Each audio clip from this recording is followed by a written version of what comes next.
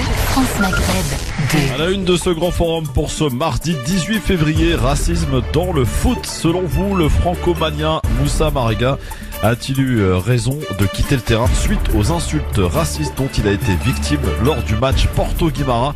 On en reparle avec vous dans un instant et vous répondez à cette question. Vous avez d'ailleurs été très nombreux à le faire et vous continuez à le faire sur Facebook, France Maghreb 2, Twitter, le grand forum FM2. Pour en parler avec nous dans un instant, Faiza Ben Mohamed, le retour, et Soraya Rachedi tout à l'heure. Sonia vient d'être radiée de la police nationale pour avoir partagé, messieurs, dames, sur les réseaux sociaux des photos dénonçant la situation au Proche-Orient. Un cap a-t-il été franchi? C'est la question que je vous pose tout à l'heure et à laquelle vous tenterez de répondre. Municipal 2020, direction Villeparisis dans le 77 pour accueillir Claude Sicre de Fontebrune, candidat donc à Villeparisis, sans oublier le quiz en fin d'émission. Le grand forum, merci d'être avec nous mardi 18 février, merci d'être en notre compagnie sur France Maghreb 2 jusque 18h et aujourd'hui pour m'accompagner. Elle est de retour après quelques mois d'absence et à chaque fois on n'est pas à l'abri qu'elle se retrouve dans des listes un peu particulières et bizarres, mais en tout cas l'essentiel c'est qu'elle soit sur France Maghreb 2. Bonjour Faiza Ben Mohamed. Bonjour Christophe, bonjour à tous les auditeurs, auditrices. J'espère que tout le monde va bien. En tout cas, je suis super contente de revenir parmi vous aujourd'hui. Merci et ravi de te revoir parmi nous aujourd'hui. Accompagné de Soraya Rachedi. Bonjour Soraya. Bonjour Christophe, bonjour Faiza, bonjour à tous. Bienvenue ma chère Soraya. Tout à l'heure nous partirons à Villeparisis, ville que ne connaît pas Faiza Ben Mohamed, c'est normal, c'est pas chez elle. Mais c'est dans le 77, messieurs, dames. Tu me prends pour une touriste, toi, je crois. Bah oui, t'es une touriste. Attends, la dernière fois que t'es venu à Paris, tu m'as appelé, tu me dis je sais pas comment prendre le métro, donc voilà. Ouais, bah écoute. L'affiche là. Faut bien. Ça fait longtemps en même temps, il faut bien se remettre dans le bain, hein, tranquille. Bon, alors on va parler un petit peu du racisme. Bon, du racisme dans le football, messieurs, dames, parce que ça existe, oui. Alors, si on veut vraiment lutter contre le racisme dans le foot, il va falloir passer à la vitesse supérieure peut-être. Hein. Ça doit être un des enseignements, en tout cas, de cette triste soirée au Portugal. Pour la première fois, un joueur a quitté le terrain parce qu'il ne supportait plus les insultes racistes dont il était victime. Alors déjà, on peut saluer le courage de Moussa Marega. On a beaucoup entendu de belles paroles contre le racisme. Mais lui, il est allé au bout de ses idées, donc bravo. On va revenir sur ce qui s'est passé quand même. Parce que c'était un match du championnat Portugal. Le FC Porto de Moussa Marega affrontait une autre équipe. Donc, et pendant tout le match, l'attaquant a entendu des chants, des insultes racistes et des cris de singe descendre des tribunes. Alors, à l'heure de jeu, il a marqué en donnant l'avantage à son équipe de 1. Et c'est approché des tribunes adverses pour ce qu'on appelle, et c'est d'ailleurs assez courant, célébrer son but. Des supporters n'ont rien trouvé de plus intelligent que de lui lancer un siège des tribunes. Excédé, Moussa Marega a soulevé ce siège, la réaction de l'arbitre, carton jaune. Alors d'accord, c'est dans le règlement, hein, mais à un moment il faut peut-être lever la tête de ce règlement et appréhender la situation dans son ensemble. Punir un joueur victime d'attaques racistes, est-ce que c'est vraiment ce qu'on attend d'un arbitre? Bref, 10 minutes plus tard, Moussa Marega n'en peut plus, il veut quitter le terrain, et que font ses coéquipiers? Ils le retiennent. L'attaquant finit par sortir quand même et son entraîneur le remplace. Ouf, ils ont évité le scandale et les points perdus. On se rappelle qu'il y a quelques semaines, Kylian Mbappé qui appelait lui les joueurs à quitter le terrain en cas de chants racistes, de cris racistes. Eh bien, peut-être que son équipe, Faiza, aurait dû quitter bien le terrain tout simplement. Moussa Marega et ce joueur qui jouait auparavant à Amiens et qui a été transféré donc à Porto au Portugal, victime de cris racistes donc et de cris de singe durant tout le match. Il n'en pouvait plus, il a quitté. Et la réaction des joueurs de son équipe a été un petit peu particulière parce que ils ont essayé de le retenir. Minable, il faut dire les choses, c'est minable. Voilà, ils ont essayé de le retenir genre c'est pas grave, t'inquiète pas, l'essentiel c'est la victoire quoi. Faiza, est-ce qu'il y a un moment ou un autre peut-être qu'il faudrait qu'il y ait une mobilisation totale justement et que tous les joueurs de l'équipe quittent le terrain et disent ça suffit, on arrête? Tout simplement, la thématique du racisme dans le sport, c'est quelque chose qui a pas mal occupé nos écrans de télé via des espèces de clips TV, un peu sur les réseaux sociaux, où vous avez une espèce d'élite politique qui nous fait croire qu'elle lutte contre le racisme dans le sport, ce qui est faux, parce qu'on ne lutte pas contre le racisme dans le sport à coups de clips.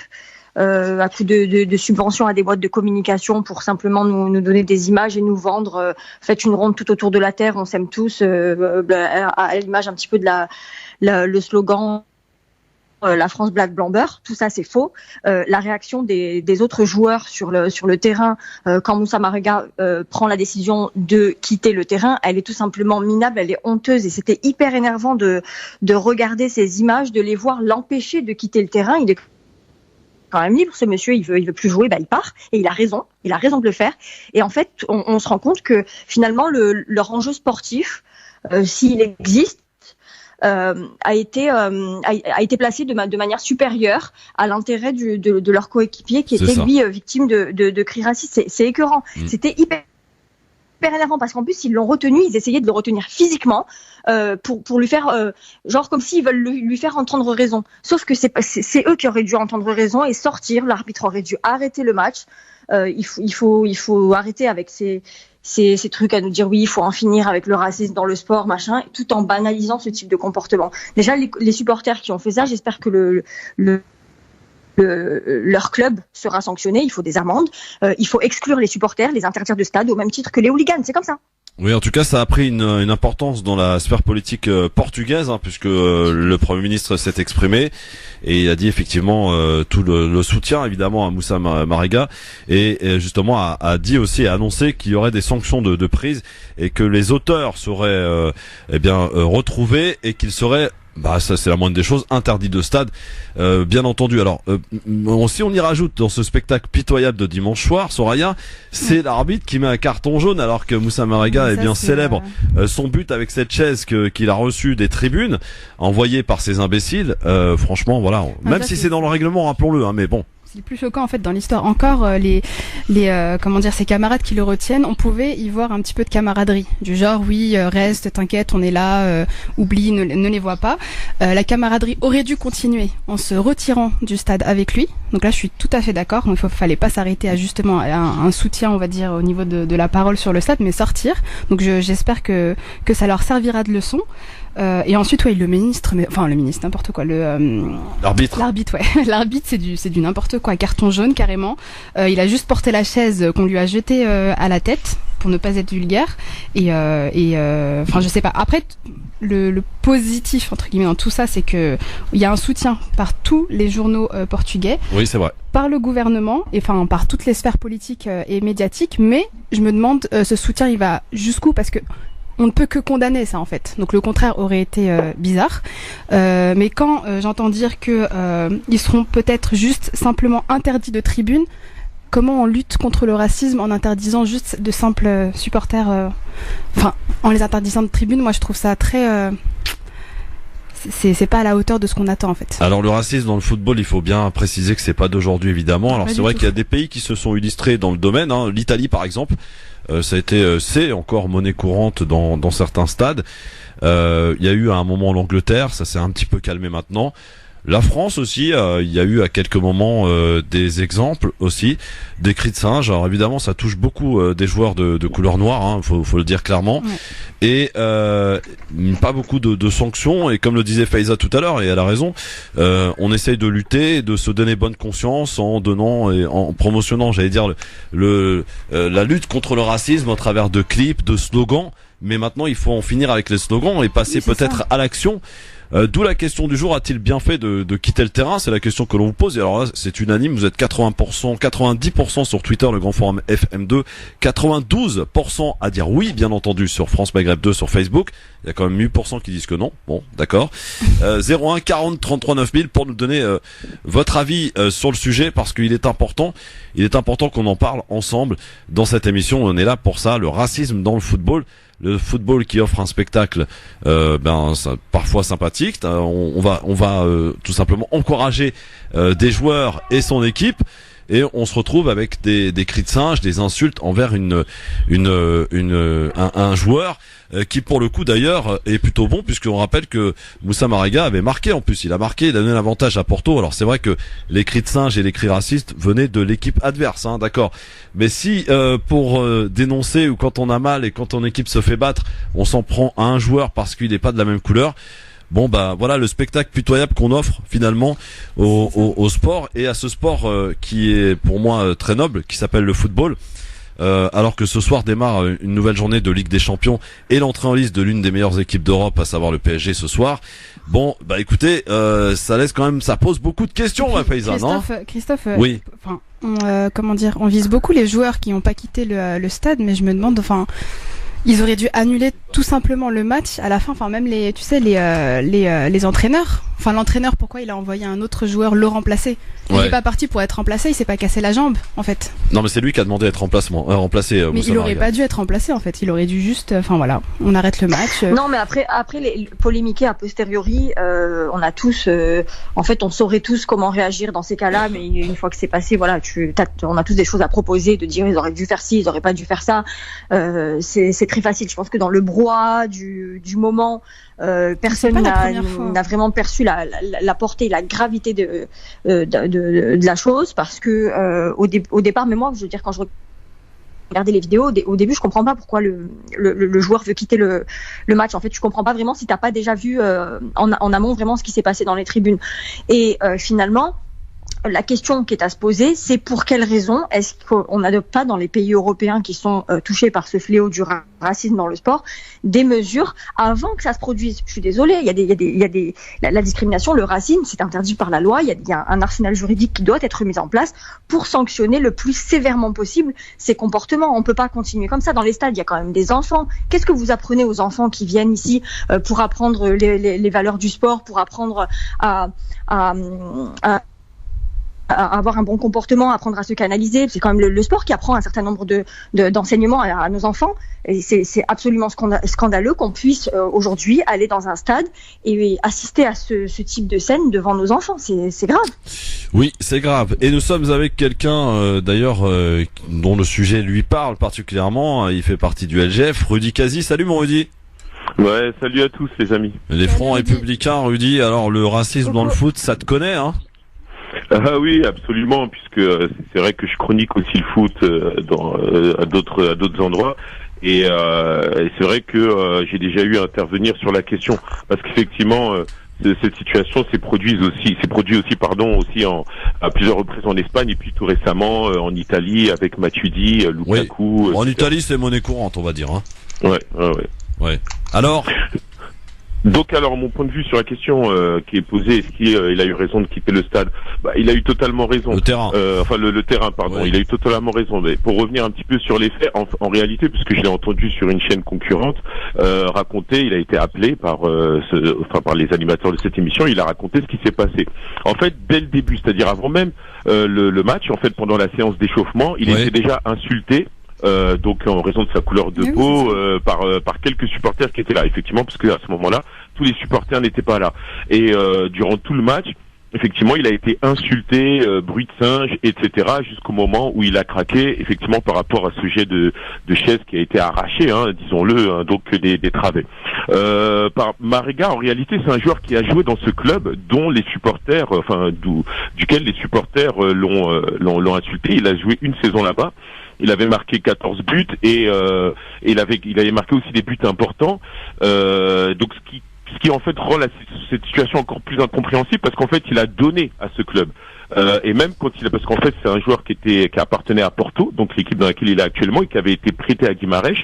Et après cette saison où il a fait une bonne saison, il est reparti. Et pendant tous les matchs qu'il a eu à nouveau contre Guimarães quand il était à Porto, il a eu la démarche de ne pas célébrer ses buts. Tu sais combien c'est important, Christophe, de célébrer ses buts quand on est un attaquant, et comment c'est important aussi de ne pas les célébrer contre une équipe pour laquelle on a déjà joué. Donc il ne comprend pas en fait cette situation, parce que c'est un club pour lequel il a tout donné. Le président du club, il a défendu les supporters de façon totalement scandaleuse, mais c'est un nouveau président, peut-être qu'il voulait se mettre les supporters dans la poche, et il a reçu effectivement l'invitation à avoir une conversation avec le président de la République portugaise. Donc moi, ce que j'en pense par rapport à ce racisme dans les stades, effectivement, j'ai entendu Faiza qui a dit que il n'y a pas suffisamment de choses qui sont faites. C'est bien la réalité.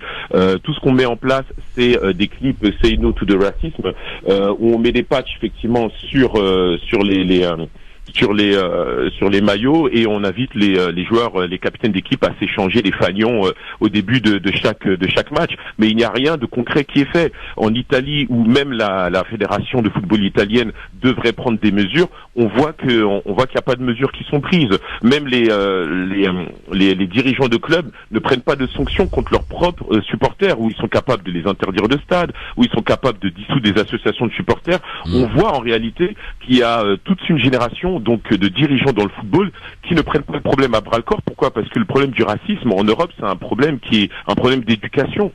Il y a toute une classe, en fait, une élite qui est cinquantenaire, soixantenaire et même bien plus, qui ont grandi en fait dans une Europe où il est normal en fait de considérer l'homme noir ou les gens d'origine d'Afrique, des Afriques en général, comme des gens qui ne sont pas en réalité européens et qui ne nécessitent pas d'obtenir le respect. Voilà, je vous prends par exemple un exemple. Avant la Première Guerre mondiale, il y avait encore des os humains en Europe, en France, en Espagne, en Italie, partout dans le monde. Donc en fait, on dépeignait une réalité faussée, erronée de gens originaires d'Afrique ou même pas forcément d'Afrique, des Indes, etc., en Amazonie, etc. Et donc en fait, ces gens ont grandi avec cette éducation. Et aujourd'hui, quand il faut lutter contre un racisme que la société reconnaît comme étant néfaste, ils ont du mal à bouger. Mais le pire en face, c'est que les joueurs eux-mêmes, noirs, maghrébins, etc., ne se constituent pas en association ou en syndicat de joueurs pour voir eux-mêmes peser tel un lobby sur les instances dirigeantes, que ce soit la FIFA, l'UEFA ou les fédérations nationales de football. Et justement, Rudy, tu les trouves un peu timides, justement, toutes ces organisations, la FIFA, que tu citais à l'instant, qui a quand même un rôle à jouer, justement, pour lutter contre le racisme dans les stades. C'est quand même de son domaine, ça relève de ses compétences. Est-ce qu'elle en fait suffisamment ou pas ? Ben pas du tout, parce qu'en réalité la FIFA, effectivement, c'est le règlement de la FIFA qui régit sur ces questions chaque championnat, parce que normalement les championnats sont indépendants, mais il y a un règlement FIFA qui s'impose. Effectivement, ils ne font pas suffisamment, et moi je pense qu'il y a des mesures concrètes qu'on pourrait faire. Et par exemple, au temps du hooliganisme dans les années 90 en Angleterre, les dirigeants de la fédération anglaise de l'époque ont pris les mesures nécessaires. Qu'est-ce qu'ils ont fait ? Ils ont fait, et pourtant c'était les rixes qui étaient à l'extérieur du stade, donc ils ont dissous donc des associations de supporters, ils ont viré à vie des supporters. Aujourd'hui, on a en plus les moyens de le faire. Pourquoi ? Parce qu'il y a des caméras qui peuvent filmer et retrouver, puisqu'en fait les numéros de place, surtout pour ceux qui ont des abonnements, sont notés sur les places. Donc on peut retrouver quels sont les supporters qui déconnent. On peut directement sanctionner les clubs au regard de la manière dont ils tiennent en fait leur club de supporters, soit en retirant des points à ces clubs, soit même en les reléguant ou en les touchant au porte-monnaie. Mais la FIFA ne prend pas les mesures nécessaires, il faut le dire, parce que pour eux, le racisme, c'est plutôt une lutte qui se fait d'un point de vue marketing, mais ce n'est pas un problème viscéral qui est ancré dans nos sociétés et qu'il faut prendre à bras le corps, alors que pourtant, les joueurs africains ou maghrébins de façon générale, mais c'est vrai que dans ce cas, ce sont souvent les joueurs africains, ou en tout cas noirs de peau, qui sont insultés, sont des joueurs qui rapportent de l'argent. Enfin voilà, il y a des... c'est faramineux l'économie qui est générée grâce à ces joueurs, à ces populations de joueurs. Alors Soraya ou Faiza, sur ce que vient de dire Rudy, qui est très étayé, très intéressant, sur justement tous ces faits qui sont malheureusement tristes, constatables, en tout cas ça c'est clair, dans tous les stades, et on le voit. Alors c'est vrai que l'exemple en est donné au travers du Portugal, mais il ne s'agit pas que du Portugal, c'est un fléau, j'ai envie de dire, à l'échelle européen dans un premier temps. Et on peut même creuser d'ailleurs, parce que c'est vrai qu'alors on peut même aller au Maghreb, parce que le racisme existe aussi au Maghreb. Attention, il y a des exemples à donner. Donc on peut dire que c'est un fléau mondial finalement, qui touche le mondial, le racisme, ça c'est clair et net. Voilà. Sur les instances justement, sur la FIFA par exemple, qui fait pas son boulot pour le coup, qui veut essayer de se donner bonne conscience, mais qui, lorsqu'on parle de racisme, il y a plus personne, c'est aux abonnés absents, si ce n'est des petits slogans comme on disait tout à l'heure, ou tout simplement des petits clips pour se donner bonne conscience, quoi. C'est ça, Faiza, non ? Bah oui, clairement, on est resté coincé un petit peu à l'image de ce que faisait l'antiracisme type SOS racisme dans les années 80, tu vois. On va se contenter d'organiser des espèces de petites kermesses avec des t-shirts touche pas à mon pote, stop au racisme, machin, ça suffit pas ça. Ça suffit pas, il faut sanctionner, il faut punir les gens, il faut les taper au portefeuille, leur faut des amendes, que ce soit les clubs, que ce soit les instances, que ce soit les supporters. il faut qu'on puisse les sanctionner. Et je rejoins tout à fait ce que vient de dire Rudy. Il faut une organisation, soit sous forme de syndicat, soit sous forme d'amicale antiraciste, ou de je sais pas comment ça peut se décliner, mais en tout cas, il faut une vraie organisation au sein de la FIFA qui soit capable de détecter ces comportements, de les sanctionner et de les éradiquer. Parce que surtout que là, c'était hyper anticipable ce qui s'était passé, parce que comme disait Rudy, dès le début du match, il a été victime de ces sifflements, de ces chants, etc. Donc en fait, moi, c'est pour ça que je disais tout à l'heure pourquoi le match n'a pas été annulé, pourquoi il n'y a pas eu des choses qui ont été faites beaucoup plus sévères que justement juste sortir le joueur du stade à sa demande. Parce que c'était anticipable. C'est pas comme si c'était le premier acte raciste dans un match de football. C'est pas comme si c'était la première fois. Et dès le départ, la couleur était annoncée. C'est ça que je comprends pas, moi. Sinon, il y a une autre nouvelle à apporter à la chose par rapport à Marega, c'est que donc la police portugaise a étudié les images de vidéosurveillance et a priori le ministère public du Portugal a ouvert une enquête et parmi les sanctions qui pourraient tomber, ce serait éventuellement donc des matchs à huis clos et des points de pénalité. Donc ce qui m'amène en fait à dire que c'est vrai que donc la FIFA, après c'est vrai que vous savez la FIFA a quand même aussi des engagements de partenariat, de collaboration avec il y a beaucoup de politique en réalité entre l'UEFA, donc l'instance du foot européenne, et la FIFA, donc qui gère le foot au niveau mondial. Et c'est vrai que l'UEFA est indépendante et il y a un droit qu'effectivement, enfin des règlements plutôt pour être plus précis, que la FIFA a mis en place et auquel doit se référer donc l'UEFA et toutes les instances des continents. Mais il est difficile en fait pour la FIFA de faire pression sur eux parce qu'il y a un jeu politique. Il faut savoir que ce sont les présidents, entre autres, il y a aussi, il y a pas que ça, mais les présidents en fait donc des instances telles que l'UEFA, donc à l'échelon en fait des continents, ont aussi sont aussi des gens en fait qui font politique, soit pour pouvoir faire voter ou après à voter ou voter en fait pour le président de la FIFA. Donc il y a un peu tous ces intérêts qui s'entremêlent et qui.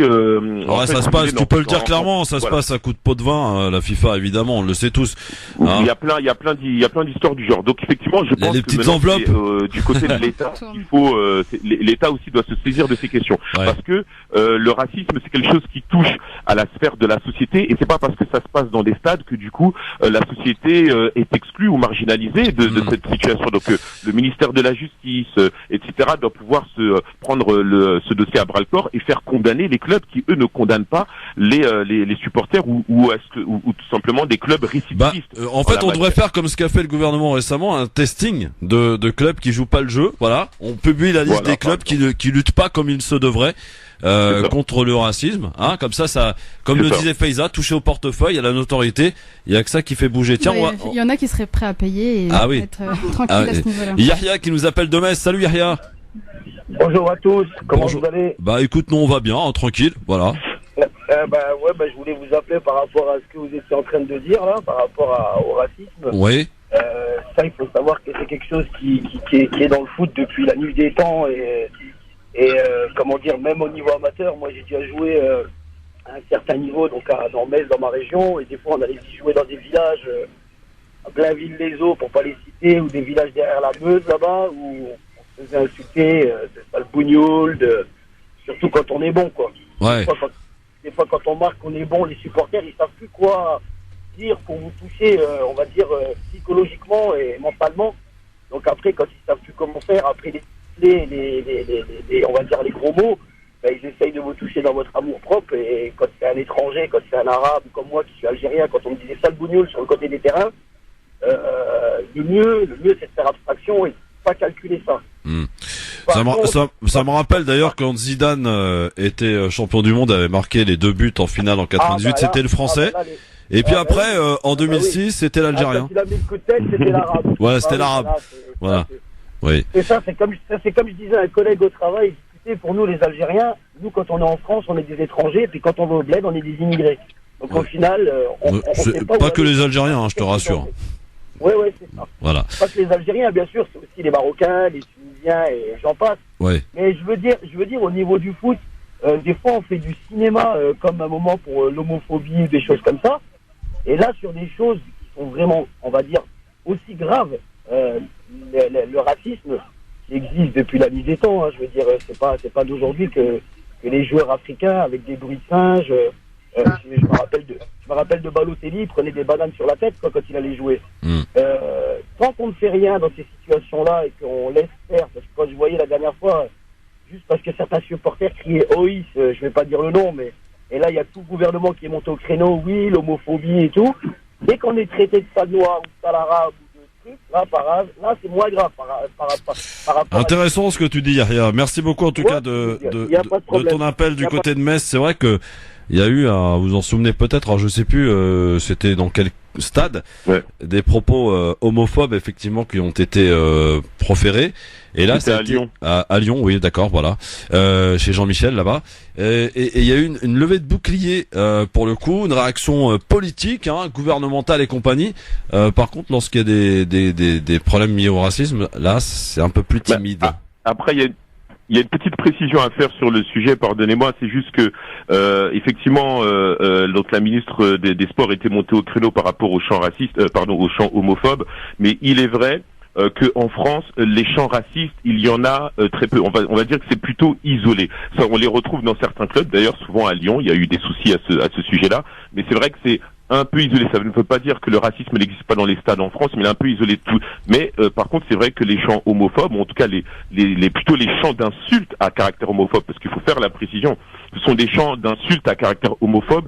Ce sont pas en fait si vous voulez, ce sont pas des insultes homophobes portées sur des joueurs dont on sait qu'ils sont homosexuels. Non, en fait, ce sont des chants, des insultes en fait homophobes. Et par contre, ça, il y en a de plus en plus dans les stades. Et c'est sur ce sujet effectivement que la ministre des Sports était montée en parlant globalement de ces chants-là et aussi du racisme. Et c'est vrai qu'on l'a vu un petit peu plus actif Rudy Kazi, sur l'homophobie. Juste avant de partir, ton pronostic pour ce soir? Écoute, moi je vois bien une victoire de Paris, J'espère bien. moins 1-0, voilà 1-0 ou 2-0, je pense. Bon, très bien. Merci beaucoup, mon Rudy. Merci à vous de m'avoir accueilli comme d'habitude sur la chaîne, mais là voilà pour sur la chaîne. Voilà, ça fait ragner des années 90. Merci de m'avoir accueilli sur la chaîne. Merci. Bah oui, peut-être qu'on fera une télé bientôt, hein. Ouais, bien sûr. Ouais. Ça sort le flouze, mon pote. À bientôt, ciao.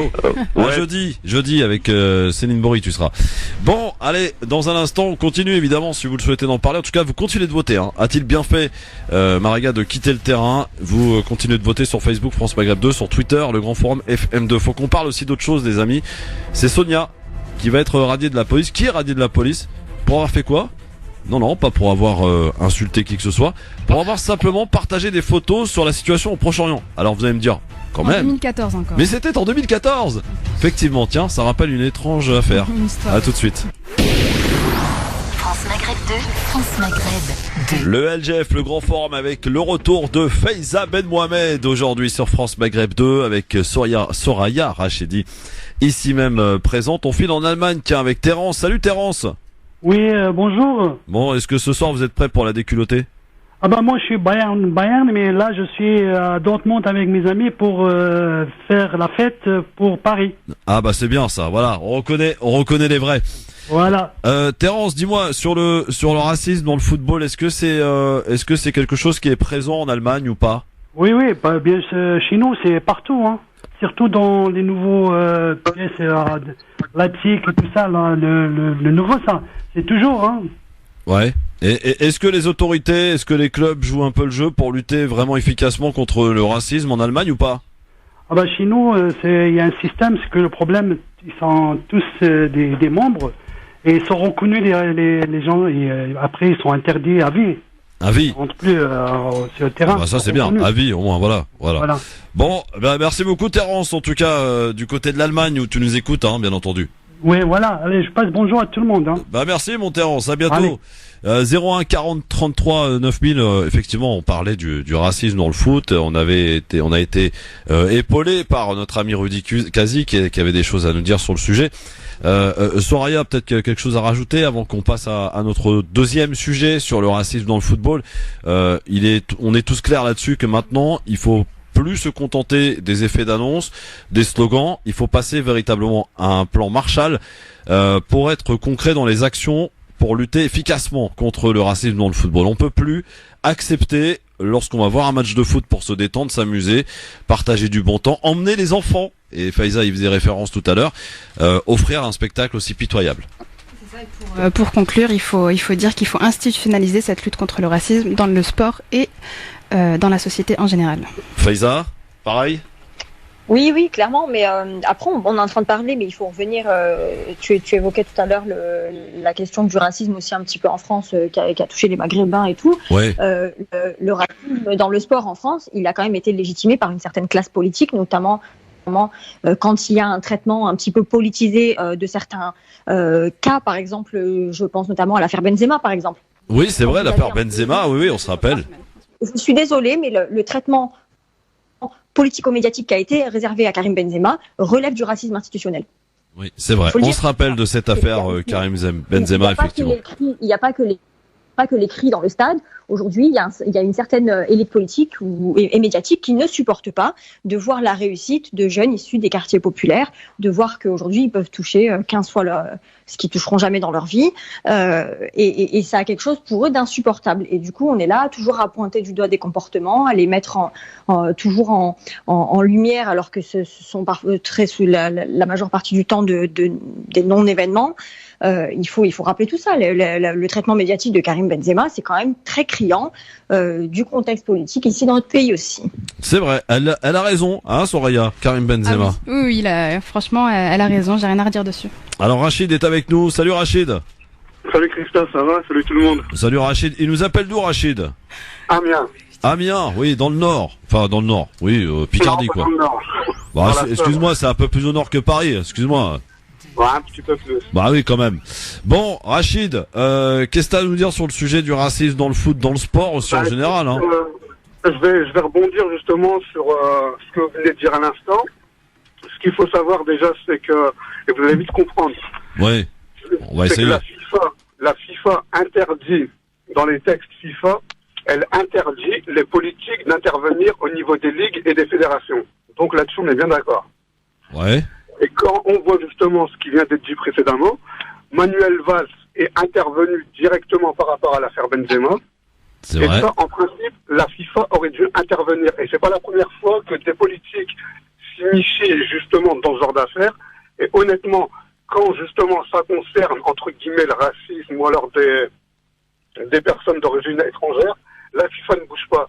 Donc c'est pour t'expliquer, tant qu'au niveau de la FIFA et des grosses fédérations ça bougera pas, on pourra dire ce qu'on veut, ça restera comme ça. C'est vrai, tu as raison de le rappeler, Manuel Valls, qui a, en tant que Premier ministre à l'époque, en parlant de l'affaire Benzema, invitant... non, pas invitant, il a carrément, simplement, ordonné à Deschamps de ne pas le prendre, de plus le faire jouer en équipe de France. Et Deschamps s'est couché, hein. Si je me rappelle bien, je suis pas trop sûr, mais pratiquement sûr, il avait eu au téléphone le président de la Fédération française de foot, oui. qui est Noël Le Graët, et ça c'est interdit par les textes. Et ça, la FIFA, tout le monde s'est tué, personne n'a rien dit. Donc déjà à ce niveau-là, quand tu vois comment que ça se passe, tu te dis qu'il y a vraiment du boulot. En gros, on cautionne carrément dans les plus hautes instances du football. Décidément, Manuel Valls s'est toujours fait remarquer dans tout ce qu'il y a de plus médiocre dans la politique, hein. Bon. Malheureusement. Oui, enfin malheureusement. Après, c'est vrai que même les Espagnols n'en veulent plus. Vous vous rendez compte à quel point il a la loose, de pauvre. Bon, merci beaucoup Rachid.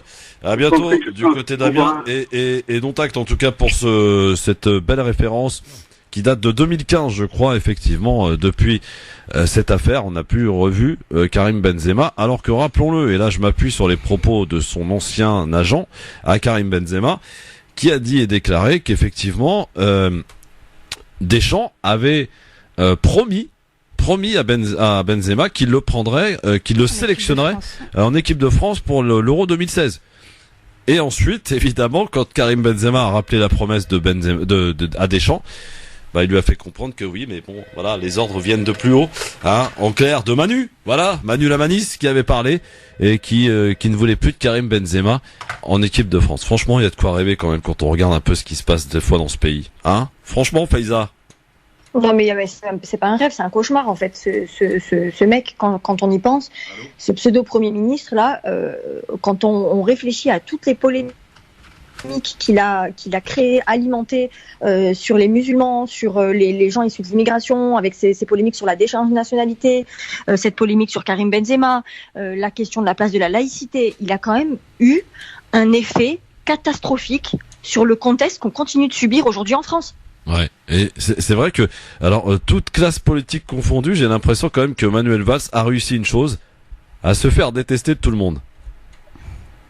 Oui, je crois qu'en plus, il figure dans le top 3 des personnalités politiques les plus détestées en France. Ouais, bon, bravo Manu. C'est normal. Sartak Manu. Voilà, en tout cas, attendez, vous savez qu'il faut pas l'enterrer trop vite parce qu'il a enterré la hache de guerre avec Macron, hein. Ils se sont reparlés, les amis. Il n'est pas impossible qu'on le revoie dans quelques peut-être semaines occuper un poste, je ne sais pas. Valls. Bah oui, Valls. Oui, Manuel Valls et Emmanuel Macron qui étaient en guerre. En froid. En froid, voilà, ouais. En froid, ce sera plus adéquat. Ça serait chaud. Qui étaient en froid ont renoué le dialogue il y a quelques jours. Alors, est-ce que ça a quelque chose à voir avec le fait que Emmanuel Macron est en visite aujourd'hui du côté de Mulhouse pour peaufiner, à non faire des petites mesures sur la question du séparatisme islamiste. Séparatisme islamiste et du communautarisme musulman. Ah, c'est séparatisme. Il y a de quoi en dire. Ouais, séparatisme, pas communautariste. Apparemment, ils assument le choix. Oui, ils ont complètement modifié leur communication. Au début, ils parlaient de communautarisme et ensuite ils se sont complètement orientés sur la question du séparatisme islamiste. Donc, là, on comprend bien qui est visé, comment on est visé, et j'espère vraiment de toutes mes forces que Emmanuel Macron sera bien inspiré de ne pas tendre l'oreille à Manuel Valls sur ces questions-là, sinon on va vers des années très difficiles. C'est clair. En tout cas, Manuel Valls est peut-être de retour bientôt sur le territoire. Il cherche du boulot en même temps, hein, il a plus rien, le pauvre. Hein, on rappelle, c'est Monsieur 4%. C'est Monsieur 4%. À chaque fois qu'il se présente à une élection, c'est 4%. Bon, en tout cas, il n'arrive même pas à se faire rembourser, le pauvre. 01 40 33 9000 pour nous appeler, bien entendu. Alors, on va parler d'un autre sujet maintenant. Une autre aberration dans ce pays. Dieu sait qu'il y en a en ce moment, quand même. C'est Sonia. Sonia, c'est une policière qui travaille à la préfecture de police de Paris et qui a eu le tort en 2014 de publier sur les réseaux sociaux des photos sur la situation au Proche-Orient. Alors c'est des photos rien de très dramatique, hein.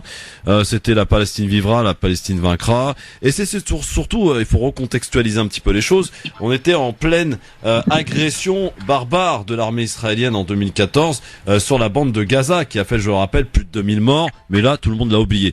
Et Sonia, en 2020 se fait rattraper par ces fameux messages sur les réseaux sociaux. Elle avait été rappelée à l'ordre à l'époque, hein, rappelons-le. Et là, elle est donc pour l'heure radiée de la police nationale parce qu'on lui reproche donc ces fameux messages sur les réseaux sociaux. Alors le ministère devrait donner sa réponse définitive dans quelques mois. Quoi qu'il en soit, aujourd'hui, elle est radiée et elle s'est même excusée. Elle est passée devant un conseil de discipline. Mais où va-t-on ? Est-ce qu'on a franchi un nouveau cap ? Faiza Ben Mohamed, avec cette affaire de Sonia. C'est un espèce de délit d'opinion, en fait. On se rend compte qu'on n'a pas le droit quand on est fonctionnaire et a fortiori dans la police, d'avoir en fait finalement une simple opinion politique, une simple prise de position comme on a tous les jours, comme tout le monde a tous les jours d'ailleurs. Et en ce sens, après, ça s'inscrit un petit peu dans la continuité de ce qui se fait un petit peu au sein de la police nationale, et surtout depuis l'attaque de la préfecture du 3 octobre dernier, où on a des fonctionnaires de police qui sont littéralement traqués. Dès lors que l'administration a connaissance de leur appartenance à l'islam, on a soit un système de délation qui est mis en place. Hein. Voilà, un tel, mon collègue de bureau a changé, il s'est laissé pousser une barbe, je vois que il commence à manger halal, qu'il commence... Délation appelée par Castaner, faut le rappeler, hein. Rappelez-vous. Par Christophe Castaner, évidemment, et par Emmanuel Macron à la société de vigilance. Voilà. Cette société de vigilance qui n'est en réalité qu'une société de délation. C'est-à-dire que cette dame, Sonia, par exemple, qui est allée la dénoncer, qui est allée fouiller son compte Facebook pour aller dénoncer, pour aller rendre compte à sa hiérarchie de propos pro-palestiniens. Déjà, il y a cette question-là. Ensuite, il y a le délit d'opinion, et troisièmement, il y a la chaîne hiérarchique qui juge opportun de la sanctionner. C'est quand même assez scandaleux. Il y a à un moment donné, il y a 3 dysfonctionnements continus et il y a personne qui juge opportun, qui juge bon de mettre fin à cette espèce de cabale qui a ni queue ni tête. On comprend même pas où est-ce qu'ils veulent en venir. En fait, t'as pas le droit d'être pro-palestinien. Alors dans ce cas-là, il faudrait interdire d'expression une bonne partie de la société française qui reste silencieuse sur ce sujet-là et qui pour autant n'en pense pas. Mais le plus grave dans cette histoire, Faiza, Soraya, c'est que par contre, en contrepartie, on a vu des propos racistes, anti-arabes, anti-noirs, proférés par des policiers et eux ne sont pas inquiétés. Bah oui, parce que attendez, il faut aussi rappeler la question du racisme dans la police. Il faut se souvenir, et là encore Manuel Valls on vous a cru que je fais une obsession, mais il avait joué un rôle là-dedans. La France a été condamnée par la plus grande juridiction de ce pays pour des contrôles au faciès, donc des contrôles discriminatoires. On est bien d'accord que ça signifie qu'au sein de la police française, il y a un système discriminant, un système raciste qui s'est mis en place sur la question Est-ce qu'on peut parler de racisme d'État alors ? Bien sûr. Est-ce qu'on peut parler de racisme d'État ? Bien sûr. Ouais. Non, mais à partir du moment où la France est condamnée pour du racisme, on parle de racisme d'État. Je suis désolée, c'est racisme de qui ? C'est pas moi qui ai été contrôler des gens dans la rue parce qu'ils sont noirs. C'est pas toi, Christophe. C'est la police française. La police est une institution. La police représente. D'ailleurs, on va reprendre leurs mots. Ils parlent de séparatisme religieux. Moi, je propose de séparatisme d'État de base qui devrait. Oui, c'est pas mal. Mais je sais pas si Christophe, je suis tombée sur un petit reportage de BFM TV consacré à Sonia. Oui. En fait, ce qui m'a fait mal au cœur, c'est ce qu'elle a dit elle. Donc voilà, je vais vous lire ses propos. Vous me dites ce que vous en pensez. Donc elle a dit, ok, je suis française d'origine maghrébine certes, mais je suis une maman, j'ai des enfants, j'ai une famille, je ne pense pas être un danger, je ne suis pas un danger. Donc en fait, elle-même dans son discours, son principal défaut dans l'histoire, c'est d'être une Française d'origine maghrébine. En fait, elle a intériorisé ça. Ouais. Et ça montre le racisme en fait qu'il y a derrière. Parce qu'elle est pro-palestinienne, mais qu'est-ce qu'elle a dit contre l'État français ? Qu'est-ce qu'elle a dit contre son institution pour être radiée ? Alors, elle a un peu mis des réserves quant à la politique justement de la France au Proche-Orient à l'époque, en 2014, et comme nous tous d'ailleurs, on était un certain nombre à se poser des questions justement sur la position française de l'époque concernant ce qui se passait à Gaza. Donc tout le monde était un petit peu sourd et aveugle pour le coup lorsque il s'agissait de Gaza, mais franchement, cette histoire, Sonia, qui est radiée de la police pour avoir simplement émis des critiques et simplement dénoncer une situation au Proche-Orient. Mais qu'est-ce qu'il y a de radicalisé là-dedans ? Il y a rien, quoi. Elle a une opinion politique comme tout le monde, on en a tous, et ça me fait mal au cœur de voir une famille déchirée par rapport à ça, et c'est pas la seule, et ça sera pas la dernière là.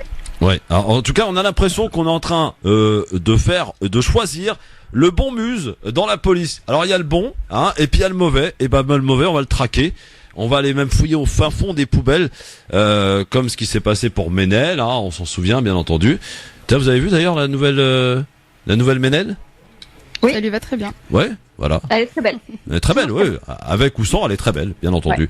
Ouais. Et c'est un choix et on le respecte. Foued est avec nous. Salut Foued. Allô ? C'est pas Foued alors. C'est qui ? Allô ? Allô ? Oui, réveille-toi mon ami. C'est quoi ton prénom ? C'est Omar. Ah bah pardon, en même temps c'est Omar, c'est pas Foued, Christophe. Excuse-moi. Bon. C'est pas moi qui travaille. Ouais. Bien répondu. Bien joué Omar. Tu nous appelles d'où Omar ? Ivry. Ivry dans le 94 ou Évry ? Pas Ivry. Quoi ? J'ai rien compris. Pas Ivry de Manu. Ah, pas Ivry de Manu. Dommage. Il Ivry. y a un poste qui se libère le mois prochain pour Manu s'il veut un poste. L'agent de sécurité. Ah, agent de sécurité où ça ? Ici à Ivry chez nous, où je travaille. Vous avez pas peur vous, Confiez votre sécurité à n'importe qui, Ouais, oui, c'est bien. Il sera un bon gardien. Bon, Omar propose un poste pour Manu la Malice, donc dans un mois. Et pour le vote, il faut pas voter la famille Macron ni rien, même les maires, même tout. Comme ça, Bon, dégagez-vous. C'est Louis et toute sa famille. D'accord. Merci Omar. Au moins c'est clair. Bon, tous les avis ils sont respectables. On les écoute, on les entend sur France Maghreb 2. Bien sûr dans le grand forum. Merci Omar de Ivry et non pas Ivry. Et propose lui un poste pour Manu Lamalisse donc en tant qu'agent de sécurité. Pas sûr qu'il soit bien efficace là aussi pour le métier. Je sais pas ce qu'il pourrait faire Manu. Je sais pas. Comédien, humoriste, ça lui va bien. Humoriste ? Ouais. Bah ça a été le meilleur manager de Dieudonné à l'époque, on rappelle. Exactement. Et c'est quand même lui qui a permis à Dieudonné de se faire connaître dans toute la France. Hein. On s'en souvient. Faiza, tu t'en souviens toi ? Faiza ? Ah, elle s'est barrée Faiza. Bon, 01 40, on va la retrouver. 01 40 33 9000 évidemment, mais pour revenir très sérieusement sur cette affaire de Sonia, ça pose quand même de sacrées questions, hein, bien sûr, sur justement cette femme, donc qui en 2014 fait ses messages et elle est rattrapée par ces mêmes messages 6 ans plus tard parce que on met en lien et cause donc ce qui s'est passé à la préfecture de police et on se rappelle d'ailleurs qu'ils ont été très vite à nous annoncer ça comme un attentat terroriste en fait après enquête. Il s'est avéré que ce n'était pas en tout cas le mobile n'était pas un attentat terroriste mais simplement quelqu'un qui était un peu déséquilibré et surtout victime d'une hiérarchie depuis des années et voilà il a pété les plombs et s'en est pris à 4 de ses collègues. Franchement aujourd'hui quand on parle de l'islam des musulmans on fait vite un raccourci et aujourd'hui, il fait limite pas bon d'être musulman en France, quoi. Enfin, on se pose des questions quand même, Soraya, non ? En fait, je me demande c'est quoi ce lien qui est mis avec la Palestine, en fait.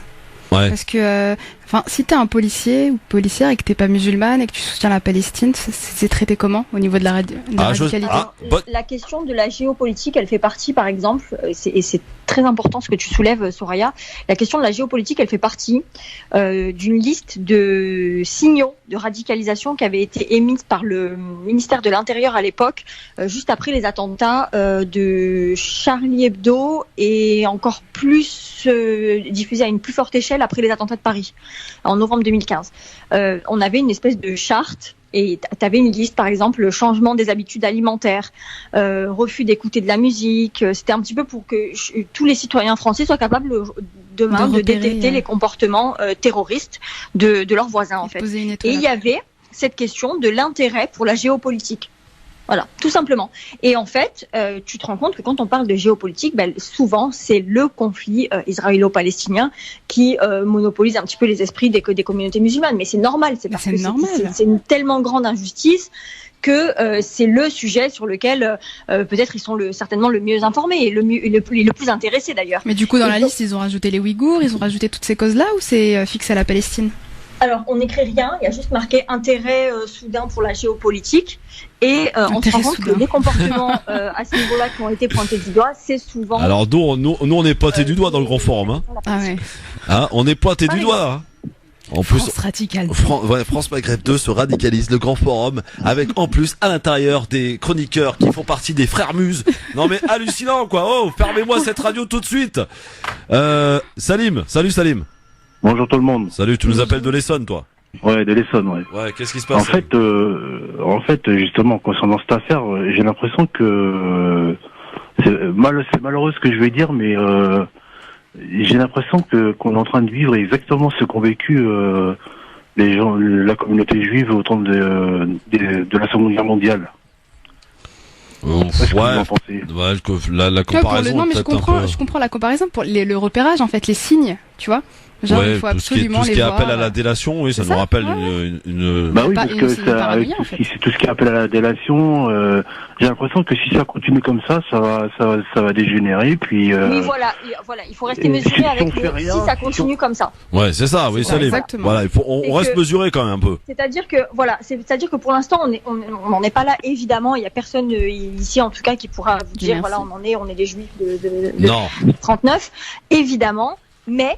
Il n'empêche que ça a commencé par ces espèces de petits procédés de traquage, ces espèces de petites délations, cette surveillance, cette suspicion permanente, cette haine, tout simplement, c'est la diffusion de la haine à grande échelle. Ça a commencé comme ça. J'ai oublié le prénom de l'auditeur qui vient de faire... Salim. Il s'appelle Salim. Et bien, Salim a raison dans le sens où son propos, il faut Il faut en tenir compte parce qu'il faut être vigilant pour ne pas basculer dans cette société-là, cette société qui pointerait du doigt et qui punirait de manière moi, déraisonnée. J'ai eu des discussions avec des amis là-dessus. Je leur disais qu'il faut faire très très attention parce qu'avec ce qu'on entend dans les médias, avec les amalgames en tout genre, il faut faire très très attention à ce qui se dit dans les médias, quoi. Ouais, merci mon Salim. Ok, merci, au revoir. Salut à toi. On a aussi notre juriste du LGF, enfin notre auditrice préférée, enfin mon auditrice préférée. Allez, j'ai le droit de le dire ou pas? Linda. Oui. Bonjour ma Linda, comment ça va? Bonjour Christophe, bonjour Soraya, bonjour Faiza. Ah, Bonjour. T'es contente de la réécouter, Faiza, en direct à l'antenne aujourd'hui? Non, parce qu'il y a quelques charlots là qui s'amusaient à dire que Faiza était partie du LGF, tout ça, des rageux là, vous savez. Non, mais quand on a du succès, c'est là que permettait plus. Voilà, c'est ça, Il nous faut du temps pour se radicaliser. Faiza, elle était là, voilà. Et ça reste mon amie, je l'assume, voilà. Salut Linda, on t'écoute. Oui, alors, premier point, donc sur l'histoire de Sonia, qui est bouleversante. Je me demande, enfin, je sais pas, elle avait pas d'avocat ou de représentant parce que c'est tellement fragile ce dont on l'accuse. C'est vrai que juridiquement, ça tient pas la route. Mais qui a organisé sa défense, en fait? Ouais. Enfin, après, je sais pas comment ça se passe dans le cadre des conseils de discipline au sein de la police nationale. Ça, je l'avoue, mais j'imagine qu'on a le droit de se défendre quand on est accusé de quelque chose, même à l'échelle professionnelle. Donc, qui a assuré sa défense? Parce que moi, je trouve ça complètement aberrant. N'importe quel avocat, même un sorti de l'école, aurait de quoi se mettre sous la dent, quoi. Oui, t'es en train de nous dire, Linda, que tout ça, juridiquement, en tout cas, ça tient pas la route. Ça va vite être cassé. Mais bien sûr que oui. Alors, à titre informatif, sachez que la Cour de cassation s'est prononcée ce mois-ci en cassant un appel. Donc en fait, il y a un stagiaire qui est pris dans un hôpital, qui a une énorme barbe. On lui demande de la raser, il refuse. Donc on a on l'a viré, voilà. Ouais. Et donc du coup, il a engagé une procédure, et la Cour de cassation a dit que la barbe n'était pas un signe ostentatoire qui devait donner forcément lieu à licenciement ou à renvoi. Donc heureusement, on a quand même un système judiciaire qui reste, dans la majorité des cas, je tiens quand même à donner cette notion-là, dans la majorité des cas impartial. Donc vraiment, moi je suis assez outrée parce que je me dis, cette pauvre femme, mais qui l'a défendue ou qui ne l'a pas défendue? Oui, c'est plutôt ça, qui ne l'a pas défendue, voilà. Voilà, parce qu'en termes de droit, nous sommes protégés. On peut pas le nier, mais encore faut-il avoir l'intelligence d'aller chercher et d'utiliser ces droits que nous avons. Merci Malinda, merci beaucoup pour ce rappel. Tiens, je précise, puisqu'on parle d'avocat, que vous avez vu le russe, là, l'artiste russe qui est impliqué dans l'affaire Griveaux. Vous savez quel est l'avocat qui va le défendre? C'est son ami là. Yacine Bouzrou. C'est Yacine Bouzrou. Ils ont changé. Ah, ouais, oui, il a plus voulu en fait. Apparemment, il l'a rencontré. Je sais pas ce qu'ils se sont dit. Il a dit non, je confie le dossier à Yacine Bouzrou. Bon, voilà. Dans un instant, on sera aussi avec un invité politique. On va filer du côté de Villeparisis, dans le 77, le 7-7, terre, les amis. France Maghreb 2, France Maghreb 2. LGF, le grand forum avec Faiza Ben Mohamed, avec Soraya Rachidi ici présente sur France Maghreb 2 dans cette émission du grand forum. Tiens, je vous demanderai votre avis, mesdames, sur l'affaire qui agite la sphère médiatique en ce moment en France. On est dans le porn vidéo, dans le bazar le plus total avec ces politiques qui font des trucs bizarres lorsqu'ils sont ministres. Bref, je vous demanderai votre avis, mais on a Saïd, je crois, qui est avec nous. Salut Saïd. Salut Christophe, salut toute l'équipe. Bon, ça va. Bonjour à tous et à toutes. Tu fais pas des vidéos bizarres, toi, Saïd, ça va? Tu fais pas des vidéos bizarres, toi? Il va pas te dire oui, moi. Moi, je suis nul déjà dans le truc, alors, vous savez, T'es nul. nul. T'es nul dans quoi, Saïd? Explique-moi, qu'est-ce qui se passe? T'as mangé son piment? On en parle, si tu veux? Je suis nul, moi, de faire les vidéos et les d'accord. Non, tu m'as fait un peu peur, là, Saïd. Bon, qu'est-ce qui se passe? Je regarde et j'écoute, c'est tout, Oui, tu fais bien, oui. Enfin, des fois, regarder, je sais pas si c'est bon ou pas. Saïd. Ça dépend, Bon, Saïd, arrête de m'emmener sur des terrains glissants, on t'écoute. Alors, Christophe, juste moi, je vous appelle pour vous donner votre avis. Le sentiment que j'ai vu, ce que que j'ai remarqué moi-même, c'est qu'on a affaire à deux radicalismes, quoi. Un radicalisme politique et laïque, et un radicalisme religieux d'un côté. Eh ben, je sais pas comment on peut faire, hein, sans sortir dans ce genre d'affaires, là. C'est vrai. Parce que faut pas maintenant, comme vous dites, hein, on entend tout et le contraire de tout. Et... Ouais. Il faut être prudent à ne pas tomber dans le piège, quoi. Merci mon Saïd pour le rappel. C'est en substance d'ailleurs ce que disait Faiza tout à l'heure, hein, avec la géopolitique, etc. Donc en fait, il y a deux formes de radicalisation. Il y a la radicalisation dite religieuse. Et puis il y a la radicalisation dite politique, quand on commence à un petit peu avoir, des positions qui vont un petit peu à l'encontre de la pensée unique dans ce pays. Là, tout de suite, on devient aussi radical. Mesdames, Faiza, tiens, Griveaux, l'affaire Griveaux. On a parlé que de ça, on ne parle que de ça. On allume la télé, c'est Griveaux du soir au matin. Bon, il a fait des choses un peu particulières, hein, qui devaient rester dans l'ordre de l'ordre privé. Lorsqu'il était ministre, hein, ce sont des faits qui relèvent lorsqu'il était ministre, et ça se retrouve maintenant sur connu de tous. Alors tiens, il y a un chiffre quand même qui m'interpelle. 4 millions de Français auraient vu les vidéos. Ça s'appelle du voyeurisme. C'est normal, c'est un peu. C'est normal. Les Français sont des voyeuristes, ouais. Normal, mais parce qu'en fait, quand tu lis ça, tu veux savoir de quoi on parle, en fait. Moi, quand j'ai lu l'article, moi aussi, j'ai cliqué dessus. Je me suis dit, attends, mais de quoi on parle, en fait. T'as cliqué dessus? Tu as osé. Tu as osé, Faiza? Non mais c'est obligé. C'est bon, t'es plus une radicale. Qu'est-ce que voilà, parce que quand on peut t'enlever de la classe des frères musulmans, hein, si t'as regardé cette vidéo, Faiza. Ça y est, c'était un test. Ouais, mais laisse-moi là-bas, c'est mieux. Tu as réussi, tu es laïque.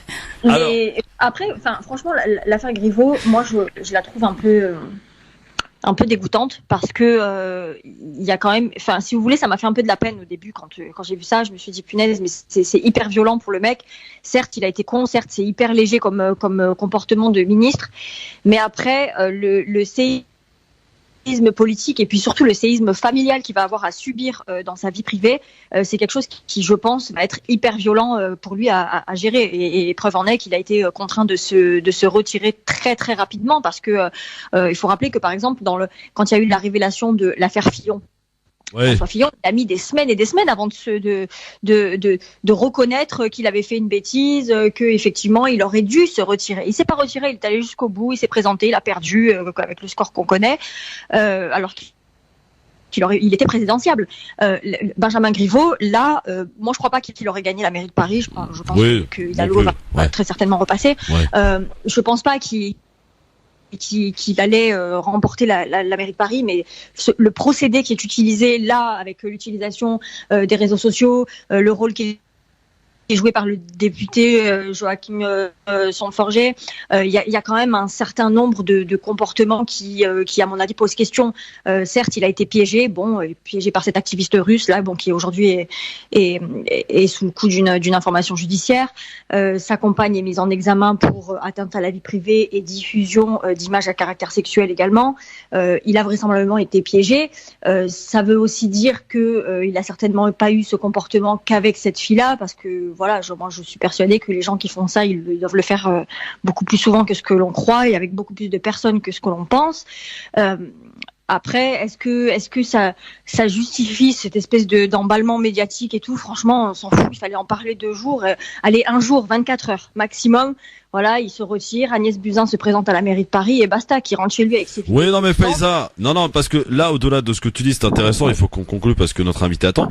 Mais ce qui est intéressant quand même de comprendre, c'est que dans cet emballement médiatique, il y a quand même aussi, de la part de l'exécutif et du média, qui sont de mèche pour le coup, essayer de préparer l'opinion publique à ce que l'on fasse et qu'on passe des lois liberticides, encore une fois, afin de restreindre la liberté d'expression sur les réseaux sociaux, parce que quand ça concerne cette caste politique, lorsqu'elle fait des conneries sur la toile et avec leur caméra ou leur téléphone ou autre chose, là, par contre, c'est un danger pour la démocratie. Par contre, lorsque... depuis 24 heures ou 48 heures, on assiste à un dévoiement complet de cette affaire, c'est-à-dire que la classe politique utilise l'affaire Griveaux pour pointer du doigt les réseaux sociaux, qui ne sont pas en cause dans cette affaire, puisque ça n'a pas été révélé ni sur un réseau social, ni sur Twitter, ni Facebook, ça a été fait sur un site dédié qui s'appelait Porn Politique, je crois, qui a été créé par Piotr Pawlenski.